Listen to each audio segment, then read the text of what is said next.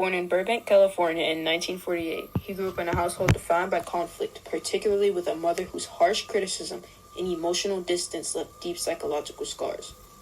By adolescence, he was already demonstrating signs of severe internal turmoil.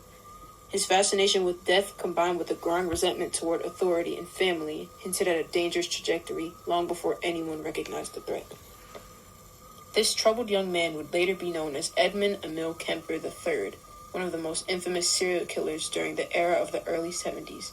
Standing at 6 feet 9 inches tall, he was physically imposing, but his intelligence was his most defining characteristic. He often used his smarts to manipulate the people around him, presenting himself as polite, articulate, and cooperative in order to lure his victims to where he wanted them. These well-thought-out strategies deemed Kemper the title the Co-Ed Killer. Between 1972 and 1973, Kemper targeted young women in the Santa Cruz area, exploiting their trust in the hitchhiking culture of the era. His crimes were marked not only by violence, but by a chilling level of premeditation and emotional detachment. Yet, despite the severity of his actions, he maintained a facade of normalcy, even socializing with law enforcement officers who had no idea that they were sharing drinks with the man responsible for the killings that they were investigating.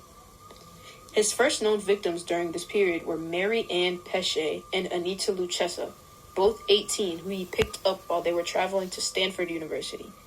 Kemper used a combination of physical force and restraints to overpower them, relying on his size at 6 foot 9 inches and over 250 pounds to maintain control.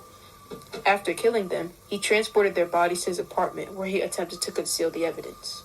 Third victim, Aiko Ku, was a 15-year-old high school student who was hitchhiking to a dance class. Kemper used the same strategy, gaining her trust, driving to a secluded area, and using weapons he kept in his car, typically a firearm or a knife, to carry out the attack.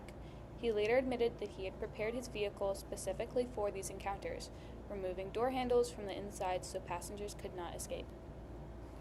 Kemper's next victims were Cindy Shaw, a Caprillo College student, followed by Rosalind Thorup and Allison Liu, two students from UC Santa Cruz.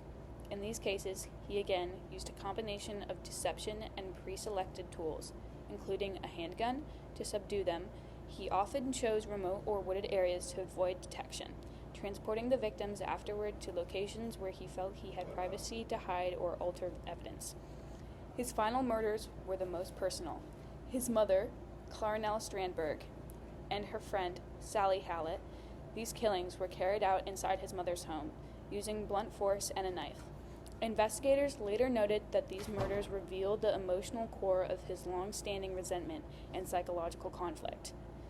Afterward, Kemper fled the state but soon called police himself, confessing in detail to all 8 murders. Throughout his crimes, Kemper relied on a consistent set of tools: his vehicle, modified to prevent escape, firearms, usually a .22 caliber pistol, knives, which he had kept in his car, rope or restraints used to control victims, secluded locations chosen to avoid witnesses. These elements formed a pattern of premeditation that investigators later used to understand his methods and motivation.